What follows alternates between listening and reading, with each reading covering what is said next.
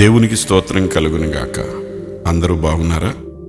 కొంతమంది పైకి గంభీరంగా కనిపిస్తారు, కానీ లోపల మనసులో తీవ్రమైన భయాందోళనలకు గురవుతూ ఉంటారు. వారు ఈ విధంగా ఆలోచిస్తారు: ఒకవేళ నేను సమృద్ధిగా డబ్బు సంపాదించలేకపోతే, ఒకవేళ నా భార్య బిడ్డలకు ఏదైనా జరిగితే, ఒకవేళ నా వ్యాపారంలో నాకు నష్టం కలిగితే, ఒకవేళ నాకు ఏదైనా ప్రమాదం సంభవిస్తే, ఒకవేళ నేను మరణిస్తే.